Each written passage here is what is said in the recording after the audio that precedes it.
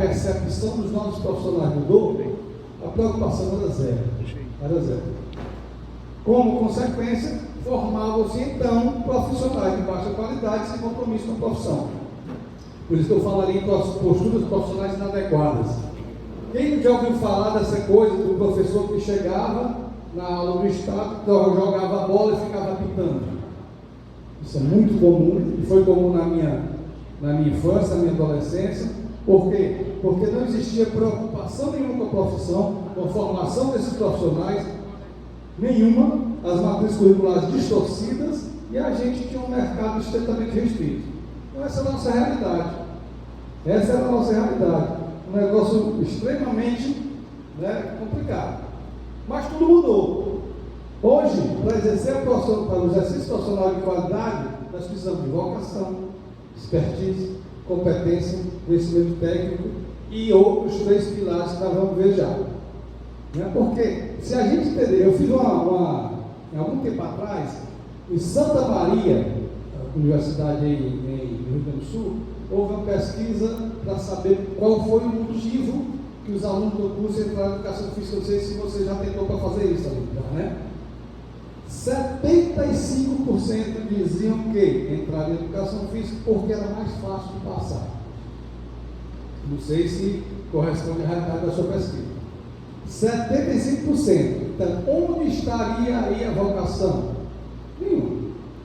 Aproveitar, na época, um curso fácil de passar, e era assim que era visualizada a educação física. Então, a vocação, a expertise, a competência e o conhecimento técnico são fundamentais. O que é vocação? Formada por um conjunto de aptidões naturais e interesses específicos do indivíduo que o direcionam na escolha de uma profissão. Teste vocacional existe para isso até hoje.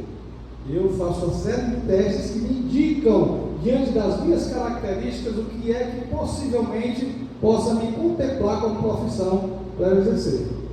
Então a vocação tem que estar aí. E a expertise? Conhecimento adquirido com base no estudo de um assunto e a capacidade de aplicar tal conhecimento, resultando em experiência, prática e distinção naquele campo de atuação. É relacionado com executar, diferente de competência. É a fase da execução do meu conhecimento. Tá? E aí, a vocação, mais expertise, conhecimento e técnico, gera competência, que é onde eu vou saber o que fazer, por quê, fazer como fazer, o desejo de fazer, tudo incluso na formação, na necessidade que eu preciso ser hoje como profissional para poder ter um lugar mais na frente da ver no mercado. Não, se eu não tiver vocação, se eu não tiver expertise, se eu não tiver competência, provavelmente eu não sou um profissional diferenciado no mercado externo. Provavelmente não, com certeza.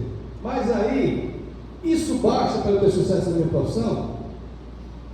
Será que isso basta? Eu tenho a minha expertise, sei fazer, sei executar, tenho conhecimento técnico, tenho vocação, então acho que estou pronto. Será que isso basta? Vamos para frente, vamos refletir. Nem o conhecimento técnico, nem a competência em uma prática especializada são suficientes para uma adequada atuação profissional. Conhecimento, por mais especializado que seja, não é um fim em si mesmo, até que é destinado a atender um determinado interesse social. Caminhar para discutir. Exige, pois, no exercício da profissão, uma determinada predisposição de caráter, um certo pendor, uma vocação que não se restringe a possíveis qualidades técnicas. Incorpora convicções pessoais ou consciência social daquele que vai exercer. Portanto, e aí é que vem o detalhe, para além da vocação, da expertise, uma profissão que seja exercida, deve estar alicerçada em 3 pilares básicos: técnica, que é o primeiro, aprimoramento profissional e ética profissional. Gente, a técnica, que é o conhecer, é necessária. Eu tenho uma técnica suficiente e eu preciso dela para exercer minha profissão. Mas ela, sem aprimoramento profissional, sem fazer o que vocês estão fazendo aqui, sem você buscar uma qualificação, sem você tirar o diploma de braço e braço e buscar um mestrado, um doutorado, ou seja, uma qualificação maior, não vai adiantar de nada. E muito menos sem a ética profissional. O que acontece no mercado hoje? A gente pensa, por ser o melhor, vamos pegar aqui uma analogia com o técnico de futebol. O melhor técnico de futebol, logicamente, tem mercado. Tem. O melhor técnico de voleibol tem mercado. Tem. Mas será que o melhor personal trainer, tecnicamente, tem um mercado assegurado? Ou ele necessita de estar se aprimorando, lógico, ou ele necessita mais ainda de ter um relacionamento interpessoal desenvolvido. Será que o meu empregador prefere o fulano de tal, que tecnicamente é perfeito, ou ele prefere o ciclano, que é bom tecnicamente, mas se relaciona bem com as pessoas ao seu redor, se relaciona bem com o seu cliente, se relaciona bem com os seus colegas de trabalho? É ético profissionalmente. Então, essa é a grande sacada da história. Nós não podemos mais hoje entender ou achar que só tecnicamente resolve. Foi falado isso demais ontem aqui. A técnica, o professor da casa, até o Marcelo citou isso. Gente, vamos estudar, vamos qualificar, mas não vamos preocupar só com a técnica, vamos interrelacionar com as pessoas, em qualquer que seja o segmento. É porque às vezes as pessoas acham que o personal ter que ser frio. E ontem foi provado que não. Esse contato pessoal, esse chamar pelo nome, né? Essa coisa de você se aproximar das pessoas, o Romulo deve dizer que na palestra dele também, e identificar qual é a diferença de um aluno para o outro, qual é o aluno que está mais propenso a uma brincadeira e qual é o que está mais propenso a você tratar seriamente. Então, esse relacionamento interpessoal vai fazer a diferença. Ninguém quer na sua empresa, alguém muito bom tecnicamente, mas que ninguém aguenta nem olhar para a cara dele, porque cria um clima pesado na empresa. Então, para além disso, nós temos que ter, principalmente, o aprimoramento e a ética profissional. E a ética não pode ser confundida com corporativismo. Exemplificando, eu fui, no início, como o Riner citou, um dos precursores da regulamentação, e no começo, como a mão de obra era muito escassa, não tínhamos ainda os trâmites legais para fazer a coisa administrativa dos conselhos, nós mesmos, conselheiros, éramos fiscais.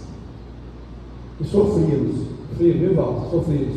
Por quê? Porque confundiam ética com corporativismo. A ética tem uma série de conceitos, né? Valores, comportamentos, que serviço à sociedade, mas cada um tem sua ética. Então, o que acontecia? Quando a gente saía com o carro de fiscalização do CREF, ia chegando nas cidades para fiscalizar, e aí nós mudamos a estratégia, porque os carros eram adesivados, já surgiu o telefonema no meio da estrada, lá para o dono da academia, o CREF está chegando. E o cara achava que isso é ser ético. Estou sendo ético com meus amigos. Estou logo avisando que é para eles se preparar. Isso é corporativismo, isso não é ético, isso é passar a mão na cabeça do que está errado. Né? O corpo, tudo bem, o corpo profissional, legal, mas o corporativismo não. Então, gente, a ética profissional, ela tem que estar acima da técnica, ou pelo menos ao lado, né? Da técnica do aprimoramento. Porque o profissional ético, ele sim ganha no mercado de trabalho, ele sim ganha seu espaço. Pode ser que no primeiro momento ele perca, pela volúpia do bom resultado, mas depois o empregador vai entender que é muito mais lucrativo para ele, né, ter aquele profissional ético também, que pode coincidir com todas as outras categorias, tá? E preocupado com isso, então, ética profissional, que é um conjunto de normas éticas que forma a consciência profissional, representando o imperativo da sua conduta. Preocupado com isso, o CONFERJ fez o Código de Ética. Então, uma profissão regulamentada, em qualquer uma delas, tem que ter seu código de ética.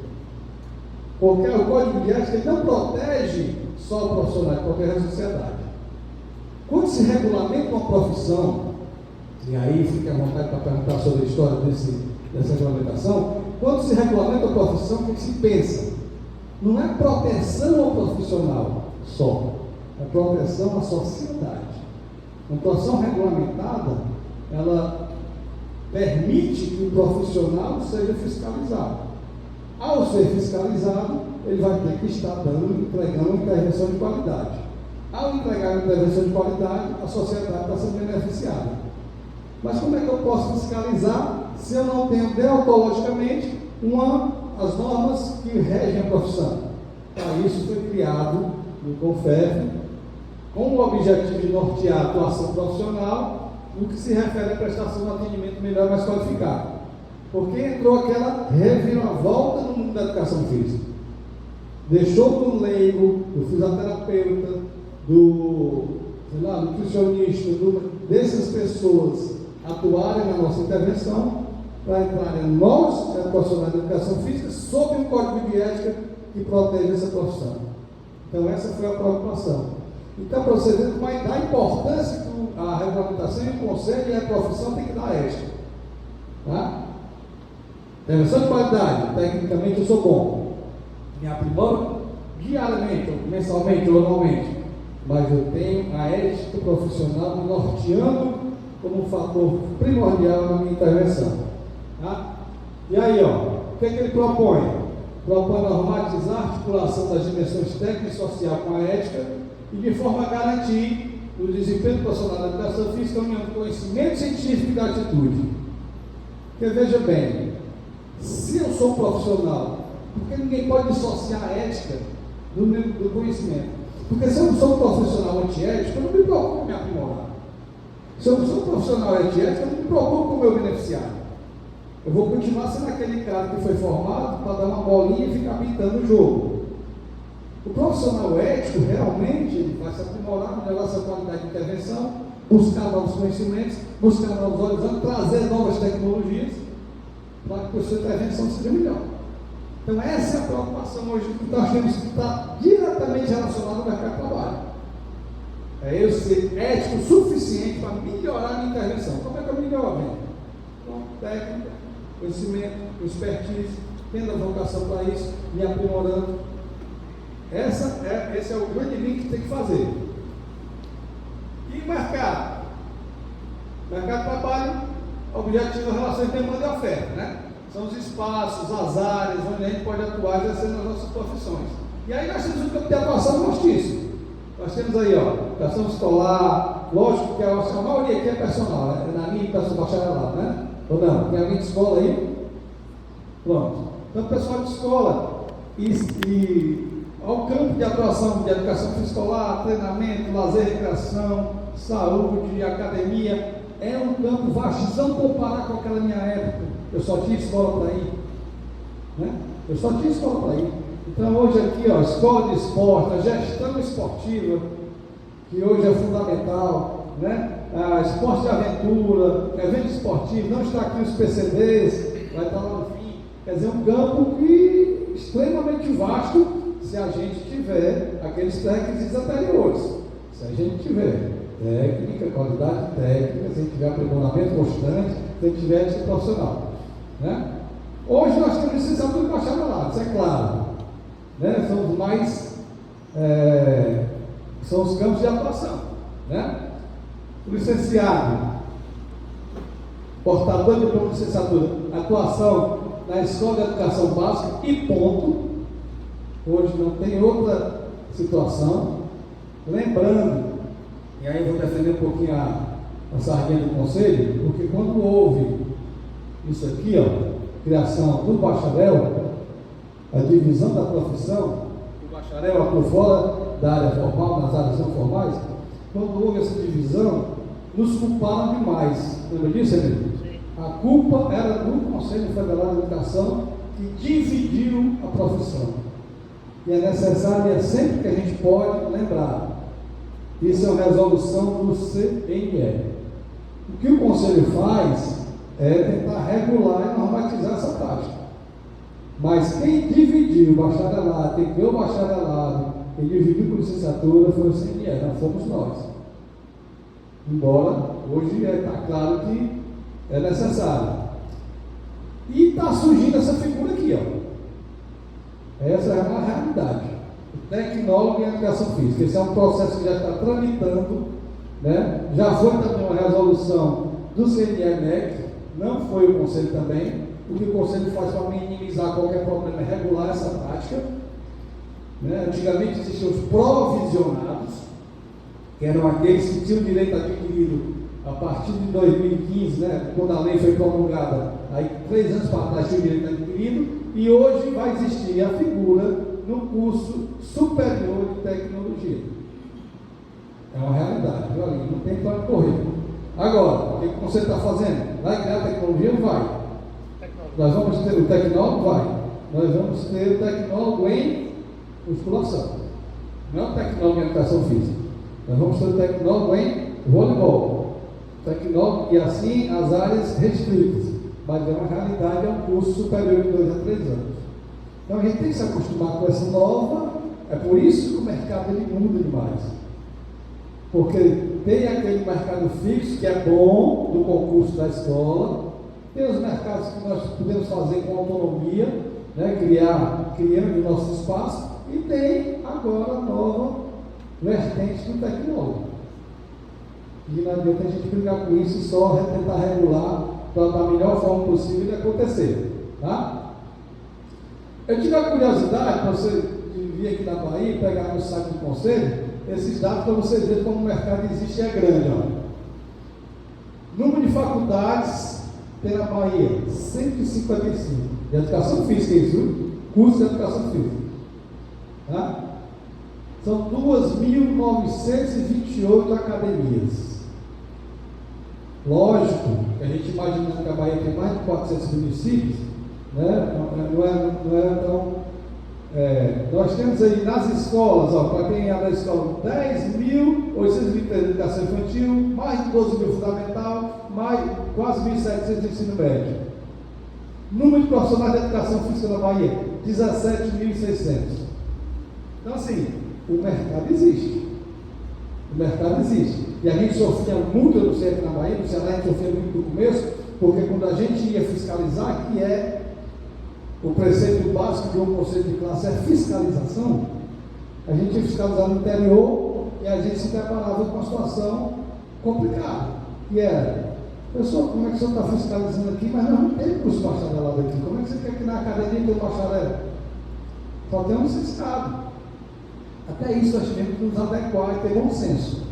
Fomos fazendo os chamados TCOs, termo de ajustamento de conduta, aliás, termo de ajustamento de conduta, e fomos esperando que esse mercado evoluísse, que a demanda viesse, que a oferta viesse, aliás, que as faculdades, isso aconteceu paulatinamente.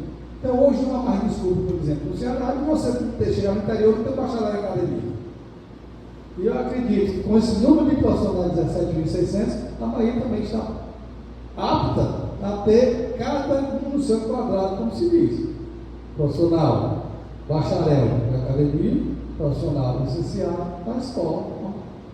Então, assim, é coisa que às vezes a gente pode ter essa desculpa do mercado, tá? Porque o mercado existe, os números têm para te dizer. Né? E aí, isso aqui foi o grande boom, que melhorou bastante a nossa profissão. Né? Classificação prazer de ocupações, que é isso? É o chamado CBO. É um código que tem as profissões regulamentadas têm, que lhe colocam em algum segmento da área da sua profissão. E nós, como eu mostrei lá na minha época, era só professor. E existe um código de ocupação do professor de educação física. Mas o importante foi que veio esse código para saúde. Esse aqui é o resumo que é o CBO, que é o documento que retrata as profissões, né? E cada um tem seu código, né? Ele serve para quê? Seus dados para a formulação de políticas públicas de emprego, e essa atualização ocorre anualmente. Aí o que aconteceu de bom para a gente? O Conselho Nacional de Saúde reconhece o profissional de educação física na área de saúde, desde 6 de março de 97. E em fevereiro de 20, o CBO deu um código permanente de 224140 para o profissional de educação física e saúde. O que aconteceu com isso? Vocês vão ter um depoimento daqui a pouco no curso do Bruno, que está ali atrás, que falou para vocês onde é que ele trabalha no hospital, onde é que profissionais amigos nossos hoje têm mercado, dentro do NASF, Núcleo de Assistência Social à Família. Todos, inimaginável antigamente se pensar que o profissional de educação física pudesse estar nesse mercado. Hoje nós somos um profissional que temos o código de ocupação na área de educação, mas temos o Código de Ocupação da Saúde, que é fundamental para hoje esse campo de trabalho estar mais disseminado. Então hoje nós temos o Bruno, temos vários exemplos de pessoas dentro de hospitais, dentro de clínicas, com acompanhamento na área da saúde. Postos também. Os postos de saúde, ou seja, esse mercado, gente, é bom. É um mercado que, se a gente ficar atento a ele, observando os pré-requisitos necessários, a gente vai se dar muito bem. E, o que acarreta a inclusão do CBO? Permite que a categoria passe a integrar formalmente as equipes interdisciplinares dos programas de atenção básica do SUS. Inimaginável antigamente. Pessoa de educação física trabalhando com isso, não tinha nem credibilidade. Né? Os médicos nem deixavam. E uma das coisas que os médicos usavam como argumento era que não tinha o CBO. Educação física não tem CBO em saúde, como é que ele quer trabalhar em saúde? Hoje nós temos o direito adquirido através do CBO.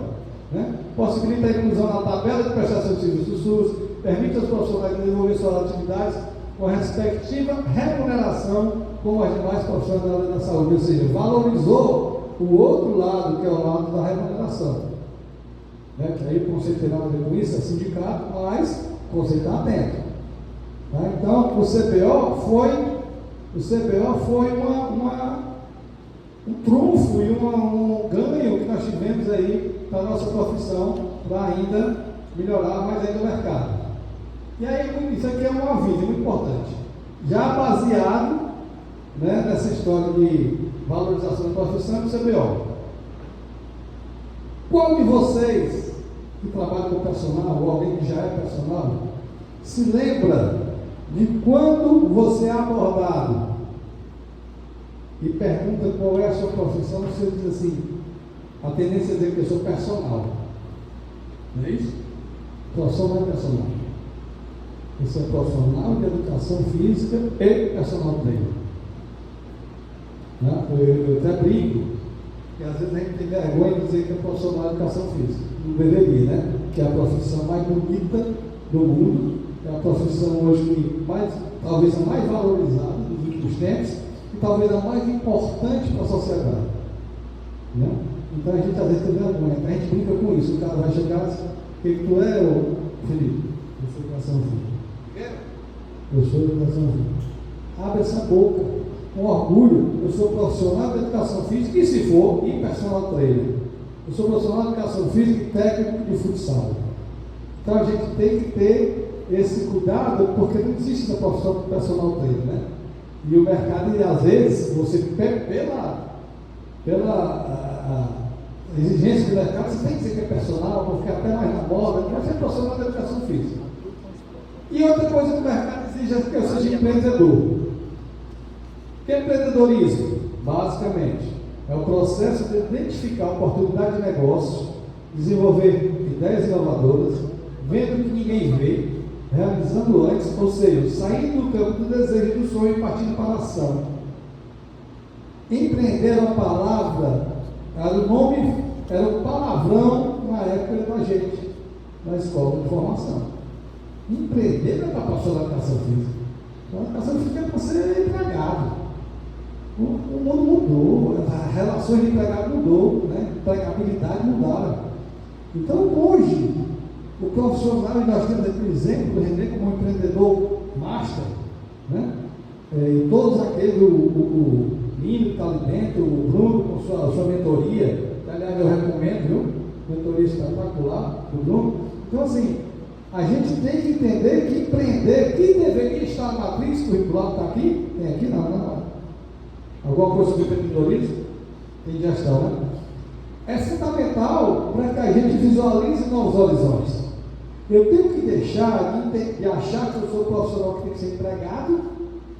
Receber meu é bom também, concursado é bom, mas eu quero empreender, eu quero fazer coisas novas, eu quero criar para a educação física, eu quero mudar a minha vida, a minha relação com a minha profissão através de inovações e trazer novas coisas que beneficiem ao meu cliente. Então, empreender é fundamental.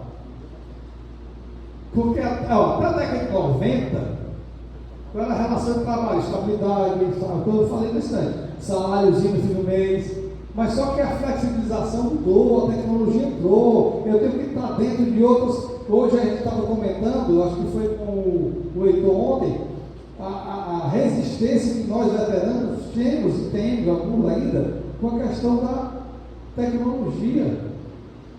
Até o Heitor brincou e disse que quem não for ponto .com vai ser ponto nada. Porque a gente tem que estar antenado se adequando a essa evolução. Então, o mercado de trabalho, as relações trabalhistas mudaram. Eu tenho que deixar de ser aquele cara preocupado só em ter meu salário no fim do mês para tentar desenvolver a minha forma de ganhar dinheiro, ganhar mais com a minha profissão. Empreender para ter uma relação maior entre meu dinheiro e meu ganho. Tá? Então, o empreendedorismo e a empregabilidade são hoje fatores fundamentais dentro da nossa carreira fundamental, né, como profissional. Aí o que aconteceu? Os custos tiveram que se adequar, porque para que seja oferecido um serviço de qualidade de sociedade, o profissional de educação física deve ter uma formação sólida e atualizada. Existe a necessidade da profissão, bem como dos cursos de educação física, se adaptarem às novas necessidades do mercado. A consequência é o surgimento de novas áreas de intervenção do profissional. Então, os cursos vão mudando a matriz, entendendo que precisavam fomentar nos seus alunos na formação novas ideias de empreendedorismo. Isso aconteceu.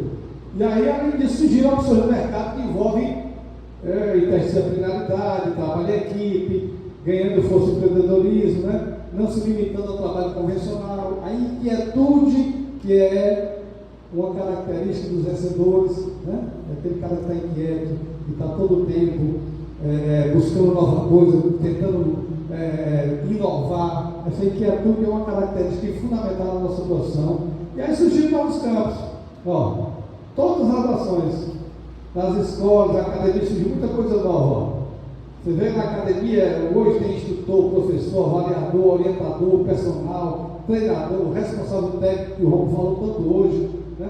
Surgiram os boxes de crossfit que não existiam, né? Estúdio de pilates, treinamento funcional, a ginástica laboral resgatada, né? Porque há essa divisão da fisioterapia, educação física, ginásticas e danças. Então, assim, surgiu uma série de coisas novas que o mercado ofereceu e que as faculdades têm, e as universidades e as matrizes têm que se adequar, para que possam discutir na cabeça do seu aluno que está lá na formação que existe um novo mercado, existe uma coisa além da empregabilidade básica, do salário no fim do mês por ganhar por só isso.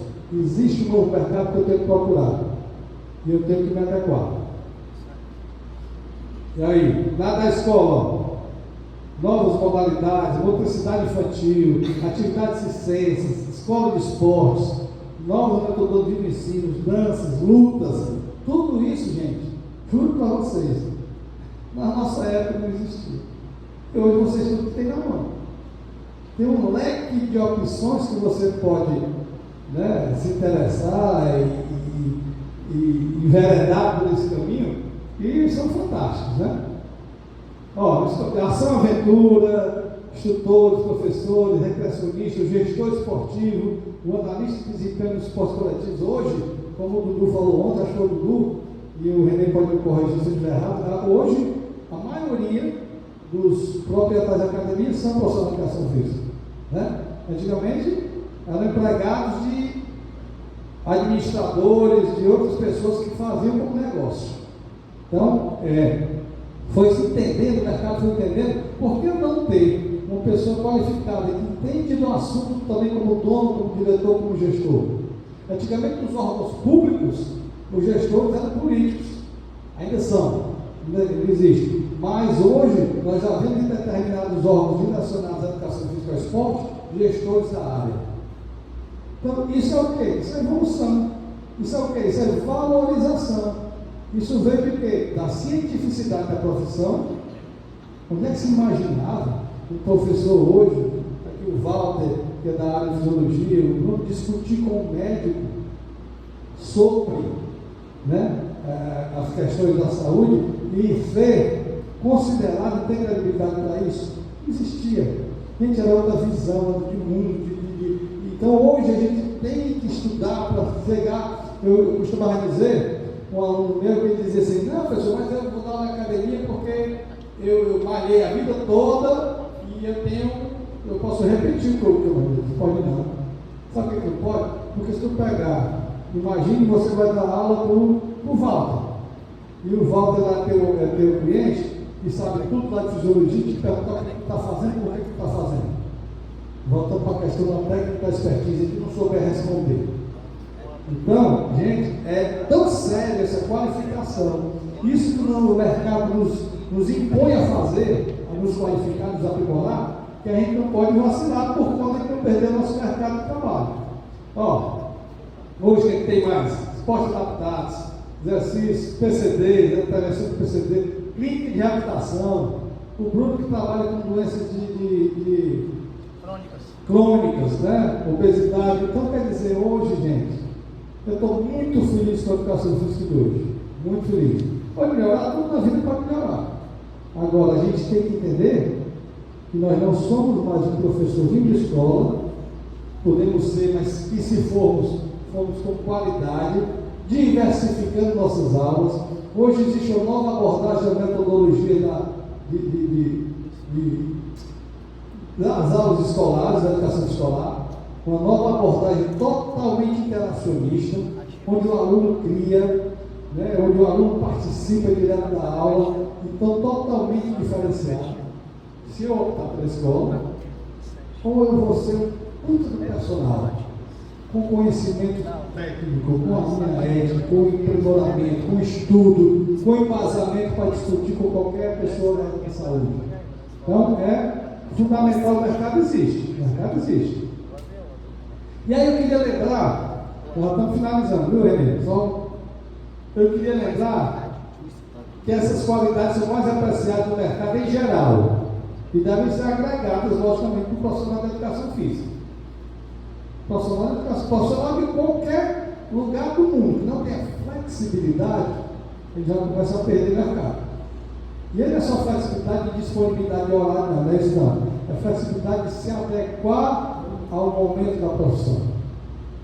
Eu saber que se existe um caminho aqui, mas que ele tem as curvas, eu tenho que fazer a curva junto, porque senão eu não me adequo.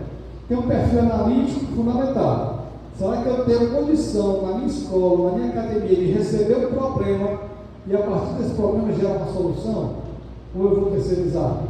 Será que eu tenho esse perfil de analisar qual é a solução que eu vou ter para aquele problema? Eu digo, não, eu vou, fulano, me ajuda aqui, eu vou. Então, perfil analítico, analisar a situação, desenvolver uma solução para aquela solução. Isso, o empregador conta com você. Logicamente, o alinhamento com a cultura da empresa, aí passa por aquela relação, né, de patrão-empregado, autonomia. Eu tenho que ter autonomia, né, para desenvolver as coisas que eu penso que funcionam e ter subsídios suficientes para convencer as pessoas que elas funcionam e que devem ser empregadas naquela empresa. Criatividade é o óbvio, e aí vou de novo para aquela história. Bom relacionamento interpessoal. É muito chato. Todo mundo deve ter passado por isso. Alguém que você trabalha junto e não gosta. Alguém que faz mal ao teu ambiente de trabalho. Então, bom relacionamento interpessoal. A inteligência emocional. A inteligência emocional hoje é tão... No mundo que nós vivemos, em que nós sofremos de síndromes, né? De ansiedade, síndrome do pânico, dessas síndromes correlatas, é tão fundamental você ter a tranquilidade, a inteligência emocional para poder assimilar as dificuldades da vida e tentar transformá-las em ganho para você. É tão difícil, não é fácil, mas é um trabalho, e aí a gente não pode ter vergonha também de, nesse momento, se aproximar de pessoas qualificadas para isso. É um trabalho terapêutico, né? A gente tem que ter essa inteligência emocional. Muitas vezes a gente está lá com o nosso cliente e dá uma explosão, uma resposta mais explosiva, uma coisa que você não se controla. Isso é falta de inteligência emocional. É falta de treinamento intestino, como se diz, interno, para que eu possa me controlar na hora que deve ser controlado. E a liderança, que é básico para que a gente tenha a nossa intervenção. Aí eu vou contar uma pequena história, já quase encerrando, que eu conto sempre, que ela fala, que ela retrata muito bem o que é vocação. E essa história é minha. Eu não quero contar isso como um louro para mim, não. Mas é porque eu acho um exemplo ideal para se entender o que é vocação. Nessa época que eu fiz vestibular, em 1979, eu tinha 5 anos, né? Eu, naquela época, não sei se alguém já ouviu falar nisso ou se lembra, não sei se talvez o Heitor, que é um pouquinho mais novo que eu, se lembra. O ideal para os nossos pais é que nós fôssemos médicos, odontólogos, analistas, ou bancário. Banco do Brasil, Caixa Econômica, Banco do Nordeste era top. Se você fosse isso aí, Felipe, se você fosse bancário naquela época, você era o rei do pedaço. E eu sempre fui muito estudioso, graças a Deus. E naquela época eu tive o vestibular, fiz o vestibular para o UFC para odontologia e fiz o vestibular para a Unifor para educação física. A minha mãe, a senhora, louca que eu fosse médico, meu irmão maluco, e eu passei em 13º lugar para a odontologia, na Federal. E passei em 5º lugar para a educação física na Unifor. Para onde eu fui? Eu fui para matar minha mãe. Eu fui para a educação física. Ela passou um mês sem falar comigo. Porque imagine o que era o seu filho querido, em 1979, deixar de fazer odontologia para fazer uma profissão que nem existia, pela educação física. Qualquer um que estava com a calça da Adidas ia dar aula. Então, isso chama-se vocação. Eu queria aquilo, eu não queria outra coisa. Eu fiz a odontologia, eu fiz, porque ela tanto bateu nessa técnica que eu tinha que fazer até por uma questão de respeito a ela. Mas eu sabia que se eu passasse a educação física, eu ia ficar lá. Como eu fui, né, tinha sido atleta, gostava, e já pensava em dar aula de educação física. Então, gente, essa vontade que me trouxe depois para a luta de classe, que me levou para o associativismo, que me levou a me engajar na luta da regulamentação, isso chama-se vocação. E é o que eu espero que cada um aqui tenha, e passe a ter, se não tiver, entender que se não for a sua, saia, não tem nada demais. Mas se você gostar da educação, se você amar, se tiver aquele coraçãozinho ali, faça isso, tá? Faça isso. E aí, só lembrando de novo, para se obter sucesso em qualquer área do conhecimento, há uma necessidade de investimento em sua carreira profissional, na formação continuada e permanente, refletindo na ampliação das possibilidades de atuação da área. Não pare, não pare, invista em você mesmo, invista na sua qualidade de intervenção, tá? E essa é uma questão que eu falei tanto que a ética é importante, que Frei Beto dizia, parecer ética é uma questão de estética, tipo do oportunismo, ser ética é uma questão de caráter. Por quê? A gente tem uma perguntinha básica, que traduz o que é ser ético. O que é que eu estou fazendo enquanto ninguém está vendo? Porque eu parecer ético eu não faço. Eu me vestir, né, revestir de uma postura ética na frente dos meus colegas e da sociedade, mas quando ninguém está vendo, é que aparece o meu caráter ético. Então eu acho que se a gente, a mensagem assim, que eu quero deixar é que se a gente tem que correr risco, eu até botei aqui, eu acho, correr risco, ali, o peixinho correu risco, não dá nada ali. Mas porque se a gente entender que foco foi uma palavra muito usada ontem também, focar no que eu quero para que eu possa melhorar meu conhecimento técnico, estudando. Aí depois disso, eu não me aquietar e me aprimorar constantemente.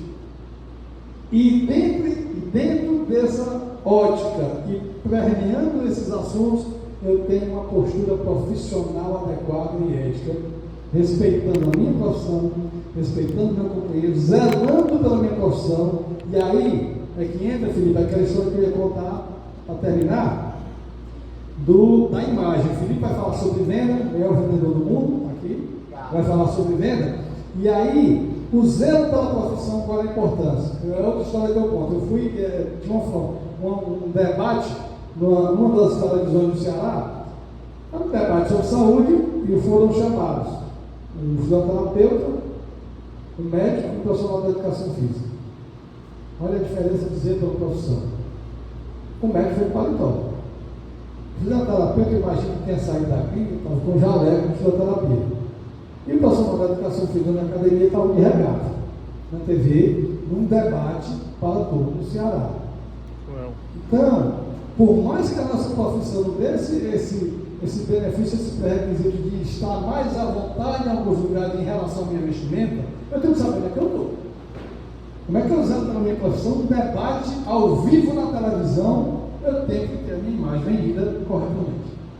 Então, corra um risco, com ousadia, né? Com responsabilidade, desafiando a sua melhora, mas zele pela sua profissão, ame sua profissão, se apresente adequadamente.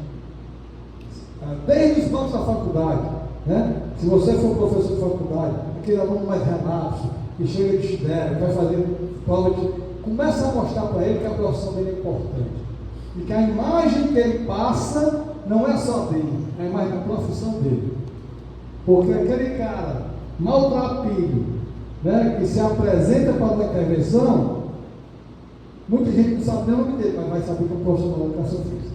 E aí isso respinga na coletividade. Né? E a coletividade tem que estar acima do individual. Ok? Então a nossa mensagem é essa, eu fico muito agradecido, está aí o nosso contato, certo? E eu quero mais uma vez agradecer essa oportunidade, dizer para vocês que dentro do que a gente entende, como o mercado existe essa possibilidade infinita para a gente, desde que a gente siga esses preceitos, esses requisitos e seja honesto conosco mesmo e com a nossa profissão. Tá bom? Bom dia a todos, muito obrigado.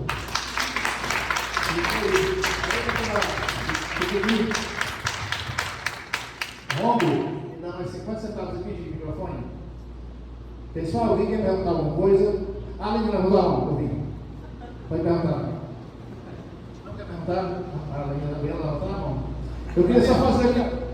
Olha aí, mas tu pinta ali. Mas está combinado. Quero saber, em questão de ética, como é que o conselho vê as outras profissões concluídas na área de educação física?